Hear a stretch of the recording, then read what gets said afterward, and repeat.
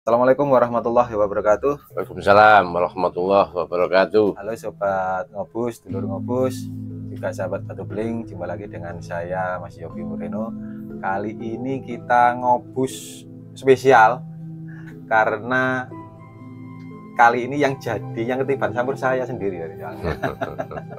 Masih sama dengan founder Batu Beling, Bapak Haji Anto Gus Haryanto. Kali ini saya yang mau dieksplor sama Pak Anto gantian ini. Assalamualaikum warahmatullahi wabarakatuh. Sobat ngobus semua, pada siang ini, hari ini ya, kita kumpul lagi di acara ngobus. Ngobrol serius, sinergikan hati. Ini alhamdulillah kita berproses, Mas Evi ya.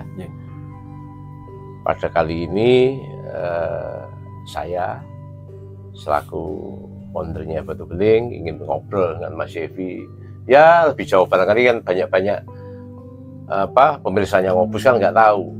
Belum kenal. Jenenge Mas Evi siapa? Moreno. Nah, oke, Mas Evi Moreno. Asline sampean niku sapa? Jeneng asline niku sapa? Biasa toh, jeneng keren kan biasanya kaya ngono iku ya. Jeneng ono jeneng apa, jeneng alias jeneng palsu. Asline iku sapa jeneng? Padahal jenenge apik lho. Piye Mas Evi? Sampean niku asline namanya siapa, dari mana, umurnya piro, bojone piro? Monggo dijelaskan ke pemirsa. Nggih. Sedikit tentang saya. Nama asli saya Yevi Ari Luhimron. Wangel lho. Iso nerono gak? Lah iya. Nggih. Mergo angel diganti Moreno. Kok iso lu Moreno kok di mana? Nah, itu yang saya enggak tahu, Pak. Kebanyakan yang panggil Mas Yofi Moreno gitu. Ada mitra kita yang mengeluarkan PO ke kita itu enggak tahu PIC-nya atas nama saya, Yofi Moreno. Dapat nama dari mana? Saya tanya lagi juga, bener ya ini Mas Yofi Moreno Batu Beling ya atas nama saya ya? Iya Mas Yofi Moreno. Ya sudah. Akhirnya jadi, sampai di YouTube gitu juga Pak, itu juga. Jadi nama keren lagi. Nama keren akhirnya. Ya, lanjut Mas. Saya asli Ponorogo. Warok. Putune Warok, asli Ponorogo. Ibu Ponorogo, Bapak Surabaya. Jadi Surabaya Ponorogo. Lahir 84, lahir di Ponorogo. Dari orang tua kampung yang S3 sangat sederhana sekali ya. Bapak ya kerja bangunan biasa, ibu juga ibu rumah tangga biasa. Saya lulus SMK waktu itu, SMK kau Mas? SMK Jenderal Ponorogo jurusan teknik mesin. Mesin apa? Mesin bubut, mesin kapal? Ya, mesin... waktu itu mau mesin pesawat terbang ke Ponorogo. Enggak. Waktu itu jurusan mesin itu jadi satu Pak. Jadi di situ ada mesin industri kayak freeze, bubut itu ada. Cuman enggak semaju sekarang ada CNC atau apa. Masih freeze sama bubut manual. Terus teknik otomotif itu juga masuk jurusan teknik mesin. Terus las juga, connecting itu juga. Tahun berapa lulus? 2002 saya. 2002 berapa tahun bisa? Rolikur tahun ya. 42 tahun ya, kurang lebih 2 tahun. Oke, terus tahun Surabaya mulai kapan Mas? Saya lulus sekolah itu berarti ke Ponorogo masuk Surabaya? Iya, ikut Bapak dulu. Enggak langsung terjun di dunia kerja enggak waktu itu. Saya ikut Bapak dulu. Bapak kan kerja di bangunan, tukang bangunan. Jadi enggak sesuai dengan bidang saya, ya ikut bangunan dulu. Bapak bilang cari kerja itu gampang, tapi mendidik mental kerja itu yang susah, bilangnya gitu.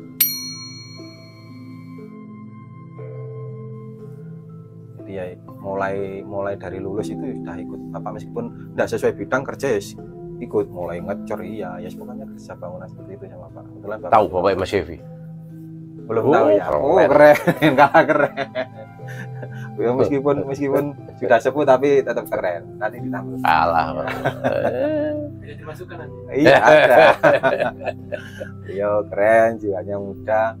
Jadi alhamdulillah sampai sekarang masih sehat selalu meskipun kerja di bangunan.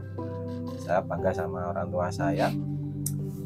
Sederhana tapi mendidik putra putrinya itu basic di mentalnya cukup baik. Jadi itulah yang melatar belakangi saya bisa, alhamdulillah bisa sampai eksis di Batu Beling, bisa survive di Batu Beling hingga saat ini. Kurang lebih sih. Lebu Surabaya ikut Bapak sampai berapa lama? Remaja saya sudah berusaha untuk mandiri. Akhirnya menikah juga di Surabaya. Ojo ngomong menikah. Ponorogo kan kono kan reok ya, warokan ya. Tapi aku tahu krungu. Iya. Hari ini ki reok Cina digawe. Nek reok kono kan nomor reok niku ya. Piye ceritane piye kok mau dadi koyo ngono. Sebenarnya kalau di kebanyakan anak-anak daerah kalau di Ponorogo itu memang Pak, bahkan kadang di satu desa itu ada 2 atau 3 perkumpulan seni reok. Memang kesenian tradisional. Tadi ben reok. Ya, saya ikut itu. Jadi mulai kecil sama paman itu sering diajak di tempat latihan reok. Oleh hati-hati ya. Enggak, saya senang di ininya, senang di. Gimana Mas Evi? Iya, monggo. Senang di artnya, di seninya, terutama di. Saya waktu itu SD itu kecil itu sudah bisa ngendang saya, ngendang reok dulu. Ya karena diberi bantu sama paman-paman, sama senior-senior di sana juga dipandu. Terus di SMP, di sekolah itu bahkan saya ingat saya di Ponorogo itu ada ini. Dulu saya di SMP Negeri 1 Jetis, ada kesenian reok mininya juga. Ada teman-teman di situ, tergabung di situ. Memang di sana seni itu sudah mendarah daging kalau di Ponorogo. Oke, berarti kan memang saya tahu orang daerah ke budaya itu memang luar biasa rata-rata gitu. Terus mlebu nang Surabaya.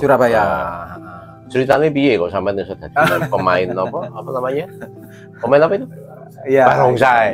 Pernah juga. Mari reok dari barongsai kan yo sajane beda-beda tipis Beda sih. tipis sama seninya juga. Cuma nek di barongsai itu lebih ke apa ya?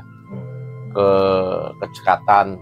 Ya. Sama sih sebenarnya, tapi ada beda pasti, ada beda. Memang. Kalau mungkin di barongsai itu kedisiplinan yang tinggi. Ya. Tapi kalau di Ponorogan mungkin yang selama ini kan muncul segi mistisnya, sakti ya. Ya, enggak juga sebenarnya.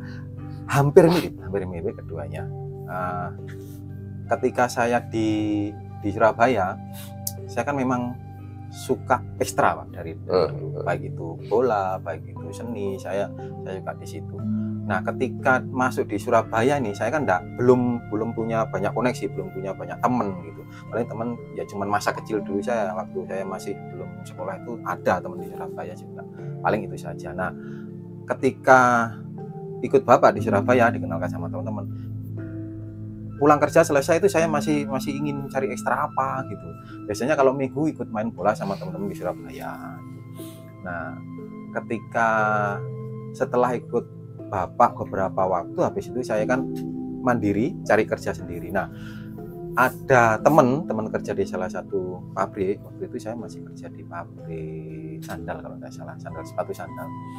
Itu ada yang kalau mau cari kegiatan ekstra mungkin ya selain menyalurkan bakat juga saya mau nambah koneksi juga, nambah pertemanan kan gitu. Ada mungkin kalau mau barongsai ya enggak apa-apa, sekalian saya olahraga gitu. Kebetulan saya juga senang olahraga. Kadang karena jarak dari rumah sama tempat kerja enggak terlalu jauh, kadang saya berangkat pulang itu lari juga, pakai lari. Cobalah saya ikut gitu. Saya rasa mungkin akan sama dengan reok lah kurang lebih ya gitu. Pada basicnya itu hampir sama karena di reok juga ada musiknya, ada gerakan tarinya. Di barongsai juga sama. Di reok juga perlu power, di barongsai juga perlu power juga. Sama. Hampir sama. Yang beda mungkin di segi detailnya. Kalau di reok gerakannya mungkin lebih enggak sih, ada pakemnya. Ada pakemnya. Cuman dia lebih di bawah di lantai. Kalau di barongsai peralatannya lebih kompleks lagi ya. Ada yang atraksi naik bangku, ada yang pakai tonggak. Yang di atas, makanya kan saya tadi perlu apa ya? ketelitian apa ya?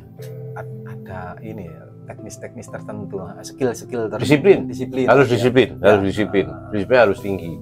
Bener, sama-sama di kesannya harus disiplin, tapi mungkin di barongsai disiplin harus bener-bener, apalagi kekompakan. Kan itu mesti dua tiga orang kan itu, nah itu yang ya. Oke, wis. Barongsai cukup. Ya. Terus pertama kali Surabaya kerjanya apa Mas? Setelah tadi membantu Pak Ayah, terus setelah sama bapak saya coba kerja itu. Kok sampai iso biyen mlebu nglamar ban beling biyen ini ceritane piye? Saya pernah setelah ikut bapak saya coba mandiri. Namanya coba kalau ingin bekerja mandiri, pertama itu di pabrik sepatu sandal di masih di Surabaya. Kemudian saya juga pernah di jasa pengiriman paket. Itu juga pernah. Paket itu berarti kayak bosen ngono saiki. Ya kurang lebih seperti itu. Domestik juga. Jadi pengiriman Jawa Timur, domestik luar pulau juga iya. Dari situ saya juga mulai belajar seperti bawa mobil, bawa kendaraan, bawa truk, armada, kurang lebih kayak gitu. Ya kurang lebih seperti itu. Kok iso pengen ngelamar batu beling tahun piro? Nah, itu. Setelah kerja di jasa pengiriman di tanah ekspedisi itu karena kondisi perusahaan akhirnya ada pengurangan. Salah satunya itu saya dikurangi waktu itu. Lah sampe dikurangi batu beling iki piye? Biasanya dikurangi sing elek-elek. Mencurigakan sih.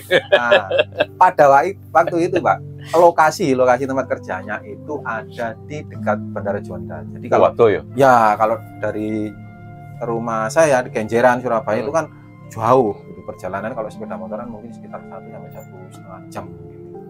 Di jam sibuk, jam kerja ya. Nah, setelah pengurangan kerja itu saya tetap sebagai kepala rumah tangga, saya ingin cari pekerjaan yang waktu itu dekat sama keluarga. Akhirnya saya cari-cari, ada beberapa termasuk di Batu Beling. Saya lihat nih dari beberapa ini yang terdekat dengan saya itu ada kalau tidak salah 4 atau 5. Saya bikin kalau tidak salah 4 atau 5 surat lamaran waktu itu. Saya tentukan rutenya dan Batu Beling ini yang terakhir. Jadi bukan tujuan utama sebenarnya. Cuman saya lihat di iklan ini cari lowongan itu. Dia apa Mas? Apa ya dulu ya? LinkedIn atau apa kurang tahu saya. Enggak tahu Facebook atau lupa saya. Saya baca syaratnya. Dari ke 4 atau ke 5 saya lupa. Ini kok yang paling aneh yang Batu Beling. Aneh. Yang paling aneh Batu Beling. Iya benar, Batu Beling. Biasanya nih normalnya nih kalau orang kalau perusahaan cari karyawan atau apa, syaratnya pasti kan berpengalaman minimal berapa tahun di bidangnya. Biasanya seperti itu. Terus ijazah terakhir apa, SLTA atau mungkin S1 atau apa seperti itu. Nah, ini enggak terlampir di situ. Enggak ada. Saya masih ingat. Yang pertama itu Muslim. Terus poin bawahnya itu mentality seperti ulet, rajin. Terus yang terakhir itu baru kelengkapan pribadi yang sewajarnya seperti memiliki SIM. Karena waktu itu saya ngelamar sebagai driver kalau tidak salah. Yang kosong memang driver ya. Baru terakhir itu ada memiliki SIM. Nah, kok paling gampang syaratnya gitu loh. Padahal syaratnya, aku inget ya awal-awal mungkin sampai sekarang masih Muslim, sholat, biasanya kayak ngono. Dan seterusnya sesuai kebutuhan. Ya, jadi tidak ada syarat ini secara syarat pendidikan harus paham ini, pengalaman ini tidak ada. Ini paling aneh tak kira. Ini perusahaan benar atau enggak ya? Makanya saya taruh di poin terakhir, Pak. Dan rutenya itu saya ambil yang terdekat itu hanya berjarak kurang lebih 2 kilo dari rumah. 1,8, 1,5 lah kurang lebih. Tidak jauh dari rumah. Kini sampai malah lebih jauh. Masa 2 kilo? Enggak, maksud saya tempat yang saya list yang mau saya titip lamar itu malah lebih ada yang lebih dekat. Itu yang saya taruh rute pertama. Jalurnya kalau dari rumah itu searah Jarum Jam. Kemudian saya pamit sama istri, Saya berangkat bawa file-file, rencananya mau nitipkan, nanti tinggal tunggu di rumah saya gitu. Nggak tahu kenapa, rute saya itu malah kebalik. Putaran saya yang seharusnya saya planning searah jarum jam itu kebalik. Jadi melawan arah jarum jam. Jadi yang pertama saya taruh itu Batu Beling. Nggak tahu kenapa, justru itu yang paling jauh menurut saya. Ya masih dekat dari rumah, tapi waktu itu dari beberapa list yang saya list itu yang paling jauh Batu Beling. Padahal sih bener urip iku salah jarum jam apa berlawanan. Gak satu jawab, Iya. mulai pasti kamu sampai tahu. Iya. Saya nggak tahu kenapa. Saya berangkat dari rumah itu arahnya malah kan dulu kan saya kurir toh Pak. Kalau ada kiriman kan pasti saya planning. Oh rutenya seperti ini. Begitu juga waktu saya naruh lamaran, arahnya searah jarum. Tapi kenapa berangkatnya saya putar malah melawan arah jarum jam. Batu Beling yang pertama saya taruh dan saya waktu itu jenengan sendiri yang interview. Oh so. Ya saya masih ingat Bapak sendiri yang interview. Nggak tahu kenapa mulai kerja siap kerja kapan Mas? Waduh kok langsung kerja? Besok mungkin Pak. Nggak apa-apa kalau mulai besok ya sudah. Besok masuk. Wah, ini saya. Ya sudah, sejak saat itu lamaran yang lain enggak saya masukkan. Saya langsung pulang ke rumah. Mungkin di saat itu memang kebutuhannya. Biasanya aku ya ini mungkin di tim Batu Beling tahu atau yang lain. Biasanya kalau saya mencari itu, kalau saya yang interview, biasanya kalau kebutuhan saat itu kan cocok langsung tak putusi saat itu. Aku nggak mau nunda. Iya. Soalnya kan kadang-kadang kalau saya udah ketemu sama seseorang, kemudian udah mulai kliknya Gusti Allah maringi itu ya sudah saya putuskan. Tapi ragu lah tak tekek misalnya. Apalagi teko-teko terus kayak lamaran, minta gaji berapa UMR, tak balik lamarannya. Lah nggak tahu apa-apa minta UMR itu ada aku. Nah, dulu enggak sempat nanya itu ya Pak. Enggak pernah ngobrol gitu. Saya juga nggak tahu waktu itu gaji saya berapa kerja. Lu kata kok sampai? Enggak, waktu itu ingat saya, enggak pernah ngomong nominal. Saya ingat sampai sekarang. Enggak pernah saya. Awali maksudnya. Enggak pernah nyebut nominal. Cuman yang saya ingat, Bapak bisa mulai kerja kapan? Kalau saat ini saya sampaikan karena ya waktu itu siang Mbak, memang sudah telat lah kalau kerja. Siang mungkin sekitar jam 10 atau jam 11 mungkin. Karena berangkatnya dari rumah juga siang. Karena memang niat saya enggak interview, naruh saja.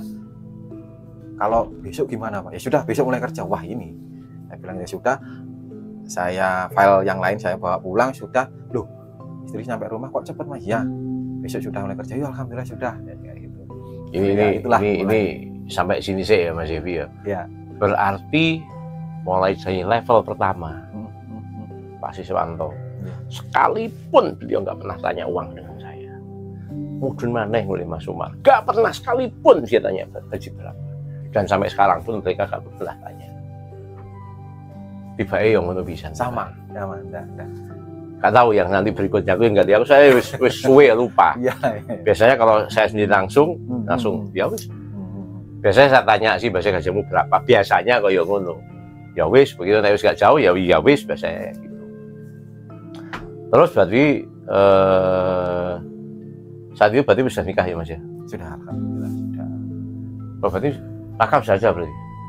Waktu ke sini itu sudah kira-kira mungkin usia 3 atau 4 bulan kurang lebih. Oh. Berarti sampean masuk di Batu Beling memang saat itu kita lagi ada kebutuhan driver ya. Dulu siapa yang ngono? Indra bisa ya? Saya lupa saya. Kelihatannya sudah ada. Biar siapa ya? Mas Indra, saya, Mas Alvin juga sudah. Saya sama yang Mas Alvin itu. Yang driver. Yang driver itu Mas Indra sama siapa ya? Saya ingat saya. Kacang dulu Indra tok lagi ya. Ya, Mas Indra saja. Awal-awal memang saya itu kendaraan hanya 2 ini. Itu pertama kali sing ngelamar driver Mas Umar. Tapi sing ngelamar dengan Mas Umar bapak ngelamar. Pengalamannya apa? Nyupir Yai. Waduh, supir Yai masuk jadi supir. Nah, kebetulan saat itu aku baru masuk no Indra. Dan alhamdulillah Mas Yevi termasuk driver favorit saya. Saya paling seneng dari semua sampai sekarang. Bongol sing ngalahno. Resik mobil. Sampai kadang mobil gua diumbai. Aku wis Mas, gak usah buat hakmu itu. Enggak apa Pak, ya sudah. Berarti kan salah satu. Terus kok moro-moro tahu sekarang sampai di posisimu sekarang itu piye Mas sampean? Dari driver sampai berapa lama? Terus opo ae, terus banyak hal sebenarnya. Makanya silakan Mas Yevi cerita, cek teman-teman ini dengar, dan tak salah potong-potong.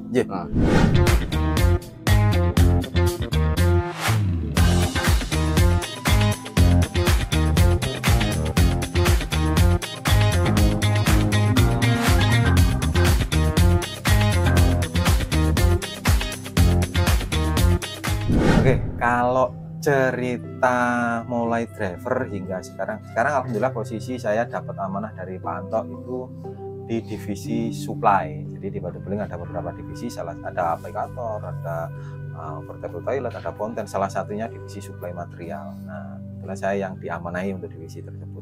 Juga bantu tim media sebenarnya. Ceritanya dari driver tadi. Dari driver. Piye? Berapa lama sih sama nyerpin? Terus ngenteni sapa piye? Kalau dari driver pindah ke posisi lainnya itu tidak lama sebenarnya Pak, cuman tidak sampai 2 tahun seingat saya. Tidak sampai lah, sebentar maksud saya, cuman sebentar. Waktu itu saya ya sambil nyopir saya lihat dari driver sampai masuk ke gudang apa ya. Bantu aplikator di sini? Saya masuk gudang dulu. Masuk gudang dulu. Nah, awalnya kan ya sambil driver, saya kan sambil belajar materialnya apa sih sebenarnya. Waktu pertama masuk itu juga bingung Pak, kok galvalum ada juga bikin box apa ini. Saya pikir ini pabrik opo, saya pikir gitu juga. Ya sudahlah, enggak apa-apa, saya pelajari sedikit demi sedikit ya, materialnya ya, apa divisinya, detail saya pelajari. Siapa divisi ini berarti ya? Sudah punya. Pengalaman nyopir paling berkesan tadi Mas, sampai gak boleh saya tahu. Oh iya, pernah. Kalau nyopir ini saya pernah dulu waktu masih di Spedi, ini flashback lagi ya, waktu jadi driver itu dapat pekerjaan nganter buku paket sekolah itu untuk area Madura Pak, all Madura, mulai Pangkalan, di tempat yang lama berarti ya? Iya, Sumenep sampai Kalianget sana, itu keliling all Madura itu yang kesan-kesannya. Pirang dino ya? 3 hari kurang lebih, keliling 3 hari itu. Nggak pulang, jadi waktunya 4 hari, dikasih 4 sampai 5 hari, kurang lebih 3,5 hari itu sudah nyampe. Nah, yang terkesan itu ya karena sekolahnya itu areanya masuk sampai di Google Map itu tidak ketemu ya itu. Waduh. Terus sampai nyabrang, tapi saya karena nyabrang ke pulaunya banyak, saya kira enggak akan lebih lama. Saya minta bantuan untuk ngambil usernya. Ya alhamdulillah mau kayak gitu, ketemu orang baik di sana banyak sekali. Ya itu yang paling berkesan di Madura itu. Enggak berkesan di Batu Beling. Oh, kalau di Batu Beling itu yang seingat saya yang paling berkesan itu saya dapat tugas ngirim yang pertama ke Sorbis Lamongan, yang buat kapal-kapal itu sampai turun ke bawah itu ngeri-ngeri sedap kirim ke situ itu, sama seingat saya itu ke Exxon Bojonegoro Gayam, itu saya masih ingat pertama kali Exxon ekspor gitu ya, bikin sumur baru itu, berangkat itu ruwet bisa. Iya, masuknya ruwet, tidur di tengah hutan. Aduh, masih ingat saya. Jadi enggak boleh langsung bongkar Pak. Jadi berangkatnya itu malam, tidur sana, terus baru besok paginya itu baru boleh nurunin unitnya. Dulu ngirim apa ya? Kubikel apa portable ya? Portable. Ya alhamdulillah di Batu Beling ini kan di Exxon ya, itu ada pekerjaan pengiriman kubikel toilet di awal-awal ya. Dan berikutnya ada portable dulu baru kubikel ya. Lanjut ya, itu tidur di tengah hutan, sumur baru di tengah hutan, baru buka pengeboran baru. Waduh, wis mau cari makan jauh, ndak Terus mau piye? kembali ya mau gimana? Poso Mau- berarti? Ya nunggu sampai pagi. Hanya bawa air dari Surabaya 1 botol itu ya sudah ndak mandi. 1 botol itu mau minum dihabiskan nanti buat wudhu apa ya, sembahyang ya di situ di tengah hutan itu seadanya ya, pokoknya paling berkesan itu. Tapi ngono gak tau cerita. Ya itu kelebihannya, Mbak. Gak tau sambat. Ndak. Itu salah satu kelebihannya. Ya. Terus habis itu anu Mas ya, Ke gudang. sebenarnya Mas yang bikin nantang. Pak, usaha saya gini juga bisa. Tuh iya lah, aku seneng kalau ada siapapun yang mau nantang. Nantang dalam artian saya lihat oh ini punya orang kalau punya kemauan pasti bisa. Jadi sama masuk ke gudang ya. Gudang waktu itu memang Kebetulan saat itu gudang kalau masih pegang ya salah ya. belum ada. Belum ada. Dan kondisinya itu saya lihat dulu masih ada Mbak Reni, itu tim tadi Ya. itu. Masuk situ aja takut. Enggak karu-karuan, banyak barang gelap, kotor apa pokoknya gudangnya. Ya kita Batu Beling belum besar waktu itu, masih kantor sini masih belum ada, Ruko Kenjeran belum ada, gudang-gudang kita belum punya. Masih di situ saya lihat, menurut saya dengan ekspedisi kurang lebih hampir sama. Tinggal ngerapikan material, ngelis yang rapi, finish saya bilang gitu. Terus salah satunya ada Mas Umar yang info ke saya, Mas gimana kalau mungkin handle di gudang, nanti driver kita nambah tim baru lagi. Nah, saya bilang saya coba dulu Mas Umar untuk ini aja, untuk fisik materialnya saja, untuk stokisnya saja. Mungkin kalau sama adminnya jadi pelan-pelan, nanti kalau saya sudah siap, benar-benar siap, baru nanti saya maunya baik step by step.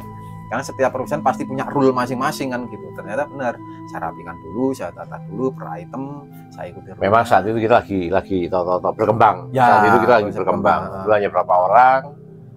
Sama masuk itu berapa orang di Batu Beling? Nggak banyak. Anak kantor ada Masih sedikit, malah banyakkan tim IT-nya, seingat saya. Ada Mas Alvin, ada Mas Yogi waktu itu. Ya, Anu senior toh. sama Mas Umar. Bukan. Asis. kalau dulu kan belum sebanyak sekarang. Ya, Tapi yang belum dulu banyak itu sekarang. Alvin dulu itu kan memang Ya. khusus untuk desain. Ya, Kemudian Yogi itu gak salah dulu itu untuk apa namanya? Apa nih gambar kerja itu? kabar teknik. Gambar teknik ya, Ya. pokoknya gambar-gambar itu. Ya. Pak Sari itu di IT gak salah, Pak Asis, Mas Umar, Ya. Mbak Eti, Eti. ya lumayan lah kalau Ya. 10 15 Ya, tapi belum sebanyak sekarang, 15 orang ada mungkin Mas. kurang lebih. Anak office 15 orang Ya. ada, beda anak workshop. Pak. Terus mulai anu Mas ya, jenengan dari gudang Ya. masuk ke admin. Terus aku iling suatu saat kamu saya tantang atau kamu yang nantang.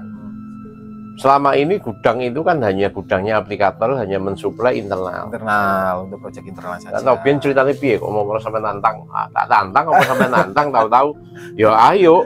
Enggak, sebenarnya kalau challenge malah dari Bapak. Cuman saya ngasih gini, kita kan jual produk nih Pak, ada bahan-bahan banyak ini. Gimana kalau Dulu kan memang ada toko tapi toko Iya, hanya toko beda, toko saja. hanya toko saja. Toko-toko Toko. galvalum, toko gipsum memang beda. ya, terus kan saya sering komunikasi sama Mas Umar juga. Kenapa enggak ini ya, coba fight di luar ya untuk materialnya Mas Umar ya. Nggak tahu Mas Umar mungkin komunikasi sama Bapak, terus Bapak yang ngasih challenge ke saya malah. Wah, iya, Ya kan saling tukar ide. Ya sudah, kalau kita coba ini keluar. Ya ini pelajaran Ah. buat yang lain. Ya, siapapun kalau dia mau dan mampu dan siap menerima challenge, ya sebenarnya Mas Dewi tadi itu tak challenge dia di gudang bisa, Ya. tak challenge oleh admin ternyata bisa, tak challenge terakhir kemarin dia ke ngurusi supply. Saya berharap semua juga gitu di masing-masing divisi. Dulu di Batu Beling adanya hanya divisi satu divisi aplikator. Supply itu nggak ada. Supply itu sebenarnya gudangnya untuk memenuhi kebutuhannya aplikator Internal saja. internal. Saya tantang Mas Dewi untuk bisa nggak kita jual keluar. Alhamdulillah sampai sekarang ya lumayan. Nah, saya berharap divisi masing-masing sudah seperti itu.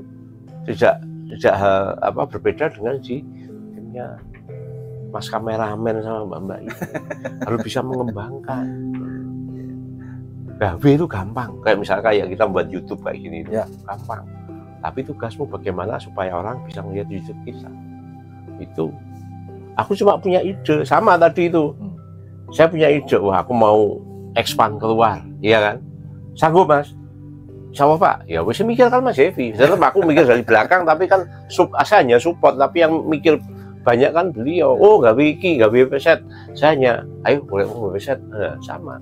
Di media pun aku pengennya juga seperti itu. Challenge, Ya. saya challenge yang bisa menjalankan jenengan. Terus habis itu Mas? Ya, sebenarnya waktu itu saya juga enggak sepenuh hati dalam arti gini Pak. Saya enggak punya background untuk marketing, untuk admin. Saya enggak punya background untuk itu. Kalau semangat itu yang Kalau basicnya. admin saya menilai sama termasuk orang teliti, kalah. Teliti Mas Evi. Enggak juga. Terus itu Mas, saya ngajari marketing sama Mas. Ini. Saya enggak punya basic marketing sama sekali. Sama. Itulah. Sama aku nggak punya. Ya itulah tadi. Akhirnya ada challenge seperti itu gimana ya? Enggak ada passion, enggak ada knowledge, saya enggak punya. Terus background pendidikan, edukasi juga enggak ada. Aduh, berani atau enggak? Ya karena ya alhamdulillah didikan dari orang tua, mentality basicnya dari awal itu tadi. Oke, coba saja. Belajar sambil jalan. Kayak gitu. Waktu itu kebetulan kan Bapak kan enggak lepas langsung, juga masih handle pekerjaan karena memang timnya enggak banyak juga gitu loh. Ketika ada mitra masuk telepon gitu, di load ras, jadi semua denger nih satu ruangan itu, apalagi volumenya handphonenya saya masih ingat keras memang suaranya itu, jadi semua bisa dengar, oh gini gaya bicaranya, oh cara komunikasinya itu seperti ini, pendekatannya itu seperti ini. Jadi enggak formal banget, casual saja gitu loh. Jadi familiar, lebih pendekatan secara keluargaan gitu. Oh, tekniknya seperti ini.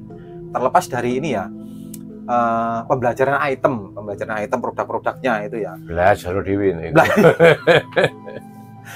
Itemnya sudah banyak, variabelnya juga banyak. Ya itu explore diri sendiri akhirnya gitu. Tapi secara basic diajarinya ya langsung on the field, langsung di lapangan gini seperti ini. Jadi gini, sobat ngobus ya, Mas Evi ini termasuk orang kedua yang saya ajari marketing. Tapi kalau saya sadar, saya bukan orang marketing. Saya ISO pun karena apa? Ya mungkin pengalaman yang panjang, dari customer. Saya itu kalau meyakinkan customer, wis ayo be aku. Tapi nek aku kon nggo barang, kon nawarno, saya itu lemah. Biasanya marketing kan ngono, kelilingan nggo barang, Pak tuku, saya nggak bisa.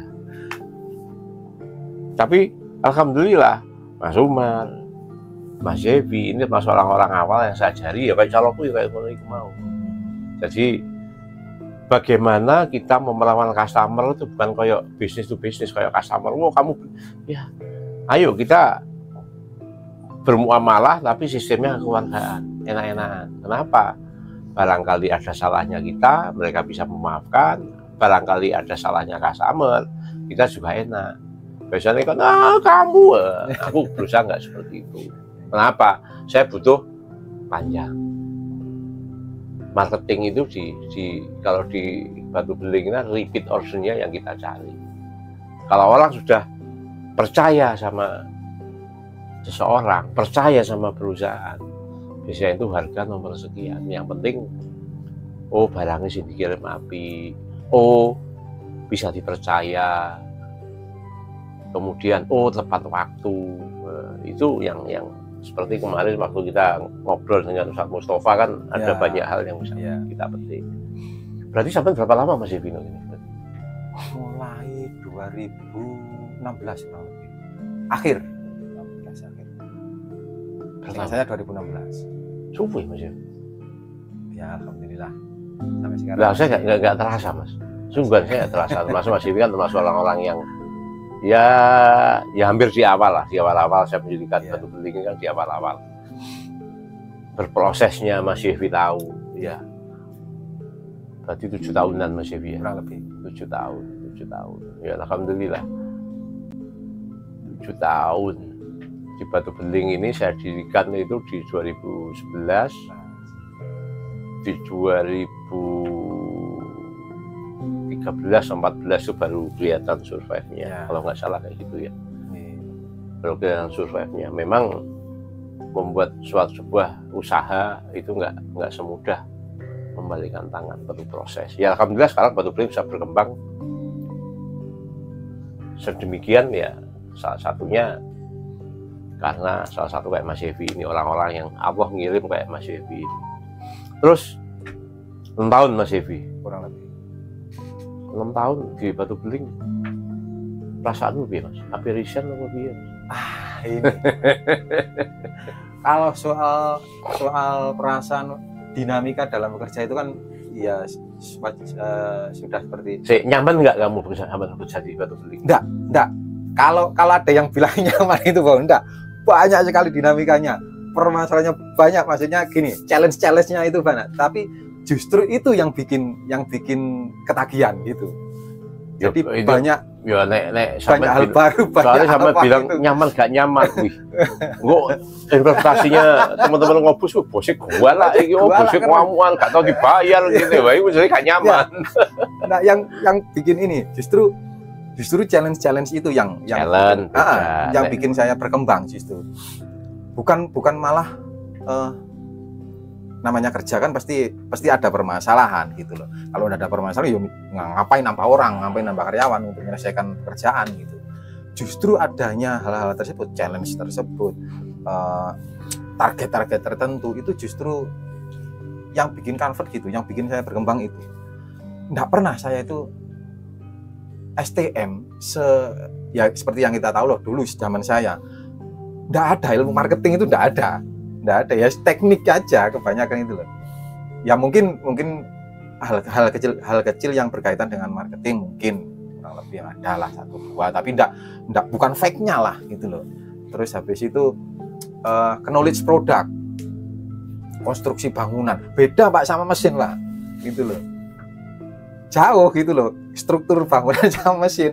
Mungkin kalau saya STM dulu waktu ambil jurusan yang teknik bangunan mungkin gitu.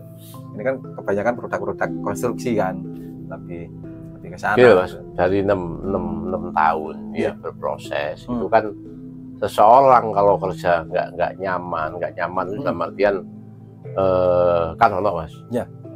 Kadang-kadang kan anak-anak baru kerja berapa bulan baru keluar, berapa bulan keluar. Itu kan nggak nyaman, ada 2 macam. Yang pertama nggak nyaman karena dia nggak punya kemampuan. Ya. Atau dia nggak suka tantangan, ya. Atau yang memang ekosistem di sini nggak enak, kan macamnya ini. Ya. Wah, bosnya ya saja sih, bosnya ngamuk ini kan ada, wah aku diawasi terus. Saya kan memang membangun di Batu Beling itu kan, saya nggak pingin wah aku bos enggak, saya pingin semua yang ada di Batu Beling itu ya kita sama-sama, kita ngelihat rezeki bareng. Kalau challenge sebenarnya challenge bukan dari saya. Ya. Challenge kita sama-sama menangkap tantangan. Ya. Kalau misalkan kayak dulu di Batu Beling, misalnya aku cuma pasrah, aku nggak menerima tantangan hidup, mungkin nggak bisa kayak gini. Biar iklan ada nih cuma di iklan kecil, iklan koran atau apa. Sampai sekarang ono website, ada lagi ada marketplace, sosial media. Kalau di Batu Beling kayak gitu itu ya selesai. Itu tantangan yang kita ambil. Makanya ya seperti itu. Saya pengen yang di ada Batu Beling juga sama, menerima tantangan. Tantangan siapa? Ya tantangan secara global. Nah kita cuma asik kan, aku bukan budak kayak gini. Ya itu yang kalian dapat. Tapi kalau kalian bisa memberi sesuatu yang lebih, aku cuma gini, ayo kasih space. Oh, mumpung aku rezeki, ayo budak. Saya sering menantang seperti itu.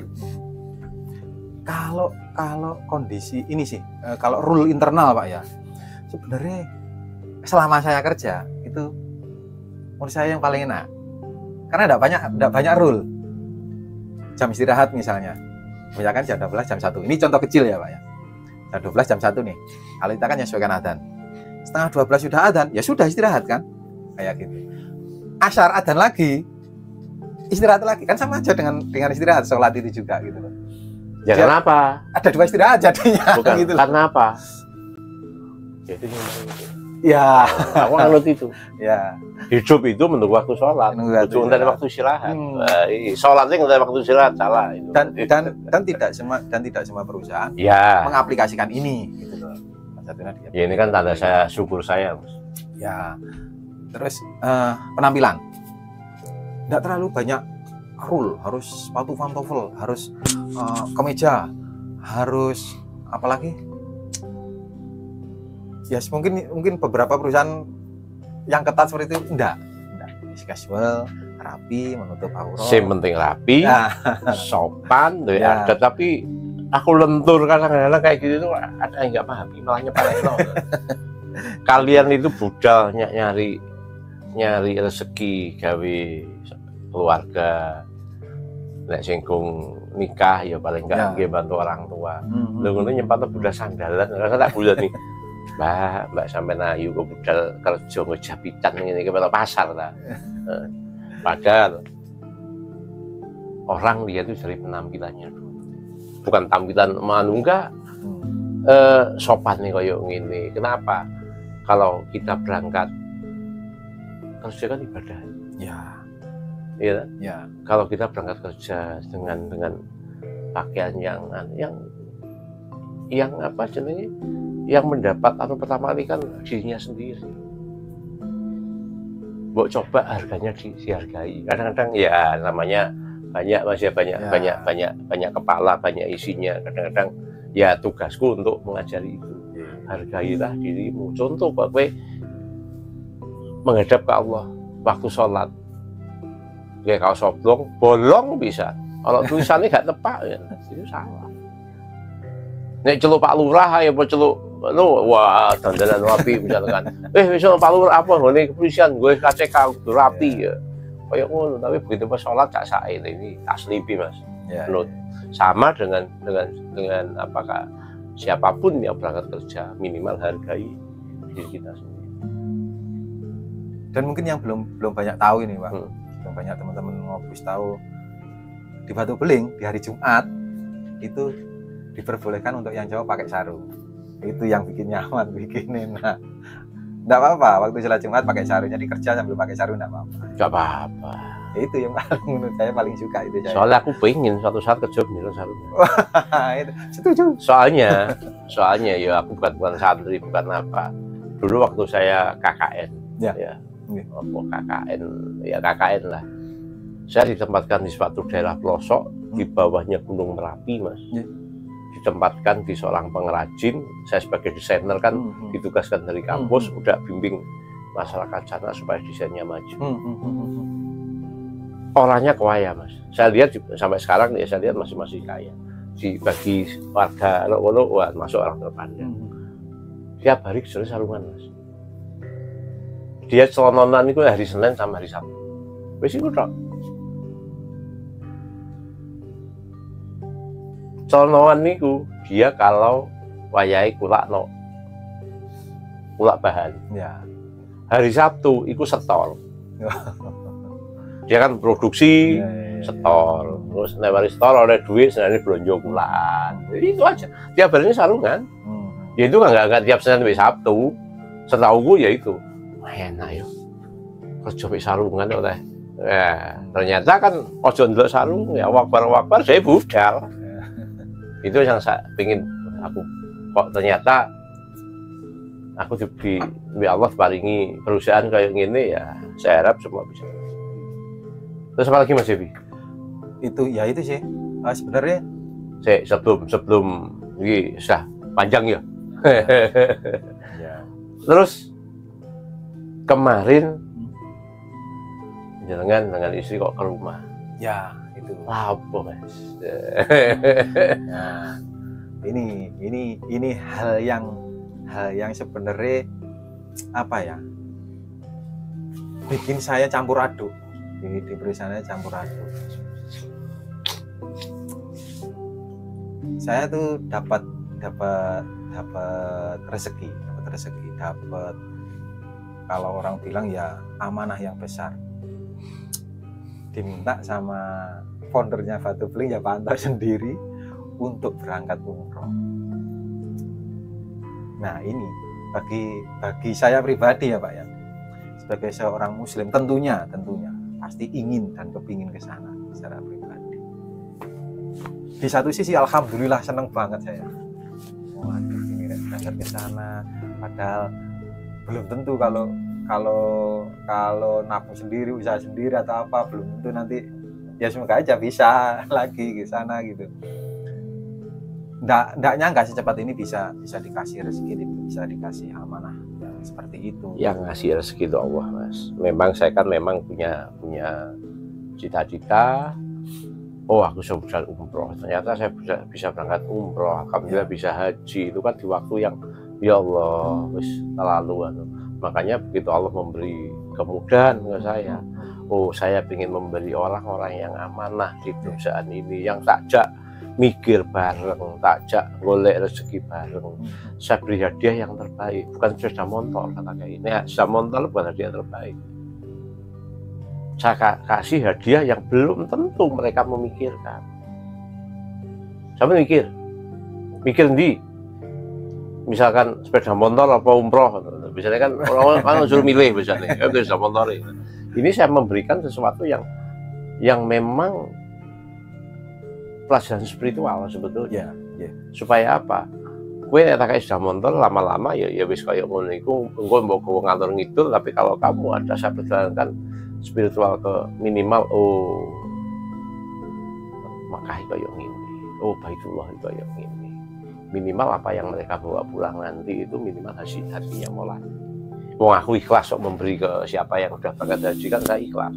Harapan saya mudah-mudahan apa ilmu apa yang sudah terjadi sana itu minimal bisa minimal orang yang ndonga lah ya Allah, muga-muga perusahaan gue gede, jadi ya supaya kanca-kancaku iso dan yang lain. Itu salah satunya sih Mas Yevi. Jadi itu sudah memang saya pingin nanti tiap tahun ingin memberangkatkan satu ketentuan ketepaan saat ini wayahe jenengan. Nah, siapa lagi ya cari-cari? Oh, yang pantas dulu. Meskipun lama lekong pantas yang belum tak berangkatkan. Pantas itu apa? Etos kerjanya bagaimana, mikir perusahaan ini bagaimana. Jadi Mas Yevi kan kadang-kadang Mas Yevi ada barang datang, kadang-kadang ya wis gak usah dikongkon. Iya Pak, nggih. Nah, zaman seperti itu sebagai tanggung jawabnya. Kenapa? Ya salah satu bisa berangkat ya karena yang seperti itu tadi. Nggak tahu hitung-hitungan, nggak tahu apa orang Mas ya? Nggak pernah. Saya sampai sekarang pun nggak pernah nuntut naik gaji, saya nggak pernah. Saya masih ingat betul. Nggak pernah masuk ruangan Bapak minta naik gaji, itu nggak pernah. Paling izin libur itu aja. Pak, izin besok acara ini libur. Ya sudah sana, libur sana paling itu aja. Ya cuman itu paling. Jadi saya berangkatkan karena ya memang sudah waktunya.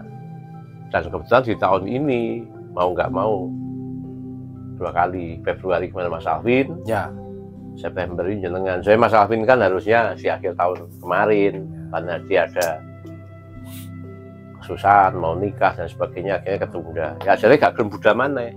Sama Mas Yevi juga mau berangkat. Ya ini perintah Mas. Oh tiba ya diperintah kabeh.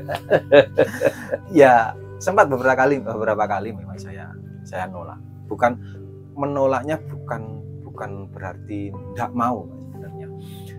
Pasti sebagai seorang muslim, meskipun saya bukan muslim yang taat, bukan muslim yang baik, saya masih banyak salahnya. Ingin ke sana pasti itu Pak. Pasti itu saya kepingin ke sana. Jika ada rezeki pasti saya akan kepingin ke sana itu pasti. Makanya ini saya hadiahkan ke tim yang amanah, saya hadiahkan pilot non travel ya juga yang nggak asal berangkat. Mudah-mudahan Mas Yevi bisa menikmati ibadah dengan sungguh-sungguh dan pulang pun ya dengan bisa bercerita ke teman yang lain dan bisa memberi contoh ke yang lain. Cuman yang bikin saya kaget itu cuman waktunya saja gitu. Kerja belum, menurut saya kerja belum maksimal, belum apa kok sudah dikasih seperti ini, kurang lebih kayak gitu. Itulah kacamata sampean. Ini karena juga. Tapi saya ngeliat kan ya harus pantas. Sebagai pribadi juga gitu Pak, saya masih banyak salahnya, saya belum semua kan berproses. Sampai nggak ngaku tuh mau aku bukan uang pinter, apa kita sama berproses sama-sama. Saya pun juga bukan orang pinter. Awak dia mau bejo. Dan nggak kepikir kalau dulu sebenarnya waktu awal-awal dulu saya masih ingat Pak, jenengan pernah bahas itu. Cuman saya juga nggak ngeh gitu loh, nggak mikir sampai sejauh ini kalau bakal saya yang berangkat juga, nggak sampai ke situ dan nggak mikir untuk itu gitu. Bahkan saya mikir gini dulu waktu itu nggak tahu forumnya apa, cuman Bapak bahas menyampaikan niat baik itu, malah yang dari pikiran saya gini, perusahaan apa sih belum besar, belum apa, masih karyawan juga masih berapa, mau diumrahkan apa nggak rugi, mikirnya gitu. Terus kalau semua diberangkatkan itu kan berangkat sana kan bukan biaya yang cuma sedikit yang dibutuhkan gitu loh Pak, maksudnya perusahaan belum apa karena juga masih berapa, kalau mau dibutuhkan semua terus gimana, yang bilang gitu. Nggak mikir kalau saya juga akan ikut ke sana gitu loh, akan dapat seperti itu. Memang gini Mas Yevi, itu yang ada gitu. Kadang-kadang kalau kita masih berpikir dengan logika ya itu mesti kayak ngono, tapi terakhir saya sudah logika gitu ya, saya logika tapi sudah pasar sampai Allah itu ya salah satunya itu jalan mempermudah rezeki supaya orangnya sudah berangkat lebih berhati-hati, lebih amanah, lebih bisa menjaga dan lebih merasa memiliki perusahaan ini. Dan sampai kalau perusahaan gitu, aku hanya dititipi sama sebagian tak titip no sampean ke yang lain. Masuk kayak ini pelan-pelan ya mau tak titipi, terserah tim yang Mas kameramen, Mas Anu, Mbak ini mau menerima amanah itu enggak ya, kembali ke mereka sendiri sebetulnya. Sopo sing mau terima tantangan wis ayo, cukup. Wis gak usah ngenteni disuruh. Saya pernah nyuruh Mas Yevi sing rada anu, jalan-jalan. Mas, anu yo, ngene yo. Minimal saya itu biasanya ngasih planning. Saya punya planning kayak gini, sudah laksanakan. Nek gak mlaku lho, hukum mlaku Mas paling. Itu sih. Mungkin ini pra ini baru pertama kali Sobat Ngobus ya saya mengadakan serial Ngobus pra umroh. Biasanya kan setelah umroh kita garap. Inilah wali biar ya beda lagi. Soalnya nanti nek teko ceritanya beda lagi, lebih panjang lagi. Ya sing kapan nanti sampai akhirnya sampai dikejar polisi lah. Ini mungkin lagi ya mudah-mudahan nggak seperti itu. Amin. Itu jadi kurang lebih itu sahabat Ngobus. Jadi alhamdulillah insya Allah tanggal 28 Mas Yevi ya. Insya Allah tanggal 28. Tanggal 28 September ini beliaunya berangkat dan persyaratan sudah beres semua kan? Paspor sudah, suntik sudah. Itu yang paling saya takuti, suntik itu sebenarnya saya meter saya kalau suntik. Suntik berapa Mas ya? Apa aja kemarin? Meningitis saja. Oh, enggak pakai. Sementara satu. Kalau enggak tahu kan masih kurang 1 bulan ini Mas. Enggak ada kapan kan tambah polio barang, kalau aku setua aja polio barang kemarin haji itu. Wah, tambah lagi Pak polio, waduh. Nah, cuma 1 sudah dapat bukunya juga. Ya, kemudian baru sudah komplit ya, tinggal nunggu waktu keberangkatan. Siapkan hatinya, ditoto hati ini, gak usah rame-rame ya. Nek aku ya lebih gak usah rame-rame, ibadah nek datang mau syukuran monggo. Aku lebih cenderungan kayak ngono. Tapi ya semua terserah Mas Yevi. Terus kalian budal Mas sangu apa nanti sudah tak siapi bisa. Terus nanti kalau travel itu kayak amplop tinggal terima berangkat. Ya lah. Ya kurang lebih seperti itu ya. Jadi alhamdulillah ini terima kasih banget sama Bapak Anto, terima kasih. Ini pertama kali dalam hidup saya dikasih kesempatan untuk berangkat ke sana. mau balas apa saya?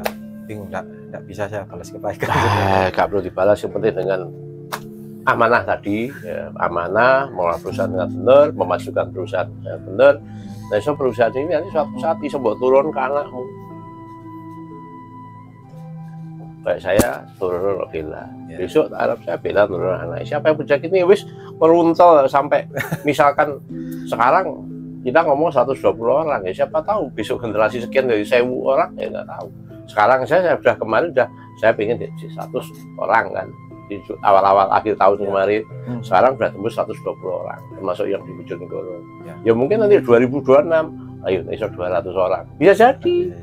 Saya kemarin saya pulang Bojonegoro udah mulai menemukan, wah dikembangin, udah mulai siap, ya gitu lah. Penginku nanti dengan amanah yang saya berikan ke Mas Yevi kembangkan, wis. Aku tak buka mana, kembangkan lagi, termasuk nih tim media ini kembangkan, ya kembangkan ya apa bisa mendapatkan sangguni umroh Mas ya. Nah, Mas Yevi sekolah no soalnya lah, kapan kamu golek no. Jadi kayak gitu. Jadi Bismillah Mas Yevi ya, mudah-mudahan tapi insya Allah sebelum sampai berangkat aku pengen satu sesi lagi Mas. Iya. Nanti nggak tahu lah minggu depan kita ngobrol lagi masalah ya tunggu aja minggu depan. Sekali-kali sampai jalur kata-kata no Mas.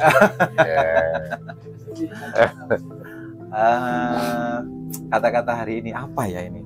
Bagi teman-teman yang ini, yang sedang berada bekerja, baik itu untuk sebagai kewajiban untuk memenuhi nafkah keluarga, untuk tabungan pribadi, persiapan kawin. Intinya gini, dimanapun tempat kita bekerja, jangan terlena dengan kenyamanan. Kadang kenyamanan itu yang bikin kita tidak berkembang malah. Justru banyaknya tantangan itu yang harus kita hadapi. Itu yang akan bikin kita berkembang. Jangan pernah untuk mengekang diri sendiri, harus lebih eksplor diri sendiri, belajar. Sama seperti saya di Batu Beling. Di sini tuh banyak sekali yang bilang yang saya sebutkan poin bukan tidak nyaman dalam arti beneran ya, dalam konotasi. Banyak hal-hal yang di luar kemampuan saya, di luar ekspektasi saya. Bahkan saya tidak punya knowledge, tidak punya kemampuan, tidak punya wawasan tentang pekerjaan itu.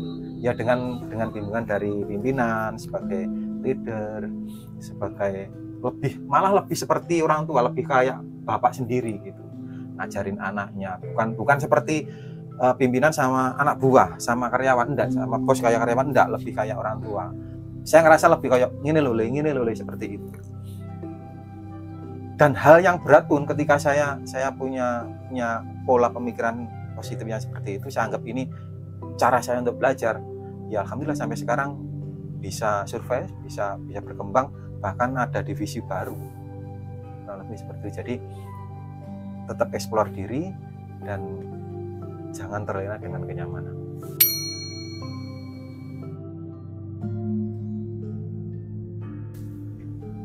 Moga disimpulkan. Nah, berarti yang dimaksud Mas Yevi itu kenyamanan. Enak ya, apa sih nggak tahu kamu ini. Bukan itu. Saya memberi kenyamanan itu apa? Iklim pekerjaan di tempat Batu Beling itu, wis ayam, koncone, rukun, bisa. Itu yang saya maksud kenyamanan itu di situ. Nyaman nggak kalian? Nyamannya di situ. Tapi sebetulnya jangan menikmati nyaman. Wah enak ini. Ya, itu salah. Makanya saya selalu menyampaikan. Ada dua macam orang di Batu Beling. Saya berharap pelan-pelan mulai banyak yang berpindah. Ada yang saya anggap jadi timnya Batu Beling itu sudah merasakan dia totality. Apa yang dia merasa punyai, mau belajar. Sebenarnya pembelajar yang saya cari. Saya nggak orang pintar, saya nggak nyari orang. Saya nyari orang pembelajar dan mau pakai nalar. Ya, itu yang saya cari. Dan satu lagi yang memang ini harus saya kikis pelan-pelan, punya mental karyawan.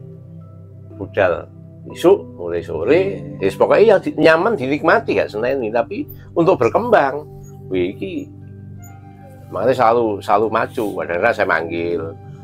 Sebenarnya kalau saya pribadi, siapapun yang ada di Batu Beling ini, saya yang sering kadang tak tegur, kadang tak seneni, itu berbahagialah. Kenapa? Saya memberi perhatian pada kalian. Nek wis aku meneng aco, wis hati-hati. Kenapa? Oh berarti anaknya sudah nggak bisa diperbaiki lagi. Tapi saya punya prinsip, aku ngetolong wong gak iso, Mas. Saya mem-PHK orang itu paling hati-hati. Saya berusaha nggak akan mem-PHK orang. Kecuali satu, membuat kriminal. Terus memang aturan ditawabrak ya, yang umum itu.